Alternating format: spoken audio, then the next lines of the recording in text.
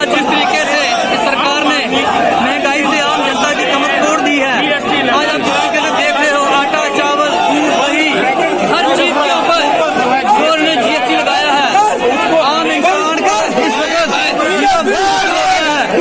उसी के विरोध में आज कांग्रेस पार्टी का यहाँ पे जोरदार प्रदर्शन किया जा रहा है। जब तक सरकार ने ये जो अत्याचारी कदम उठाया, जब तक ये कदम वापस न लिया जाएगा, कांग्रेस पार्टी इसी तरीके से सड़कों में रहेगी। 370 और 3500 ये जो तोड़ा गया उसके बारे में क्या कहना चाहेंगे? 370 को लेके आप कर रहे हैं, क्या कहना चाहेंगे?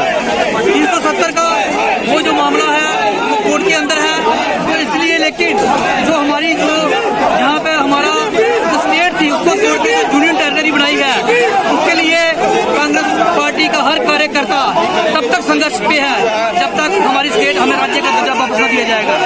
अब आप क्या डिमांड करते हैं जो आपका प्रदर्शन है? हमारी डिमांड यही है कि जिस तरीके से जो जीएसटी लगाया गया है, जो खाने पीने की चीजों के ऊपर जीएसटी लगाया गया है, वो फौरन वापस लेना चाहिए। और जिस तरीके से एलपीजी जो सिलेंडर है, पेट्रोल डीजल के दाम जिस तरीके से लगातार बढ़ते जा रहे हैं, उन सबको वापस लेना चाहिए। यही हमारी डिमांड।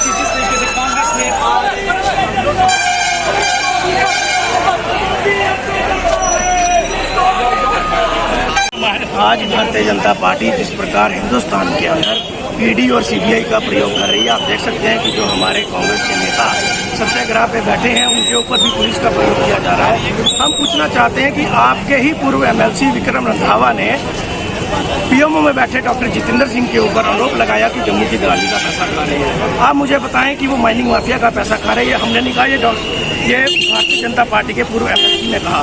तो क्यों उसके ऊपर उनके ऊपर ईडी और सीबीआई की जांच नहीं होती? आज एक बार फिर जैसे हम अंग्रेजों को लगान देते थे, आज पूरा भारतवर्ष बीजेपी भारतीय जनता पार्टी को लगान दे रहा है।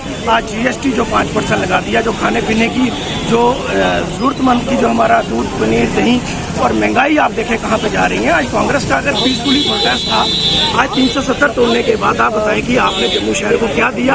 आपने एक हंसती खेलती स्टेट को यूटी में तब्दील करने के बाद क्या दिया? 200 साल पुरानी हमारी स्टेट है। आज हमारी कांग्रेस की यही डिमांड थी कि जो बल प्रयोग यहाँ पे किया जा रहा है वो हमारे ऊपर क्यों? आपके लीडर भी तो वहाँ पे करप्शन कर रहे हैं। भारतीय जनता पार्टी के अपने कॉर्पोरेटर करप्शन कर रहे हैं, उनके ऊपर ईडी और सीबीआई की जांच क्यों नहीं होती?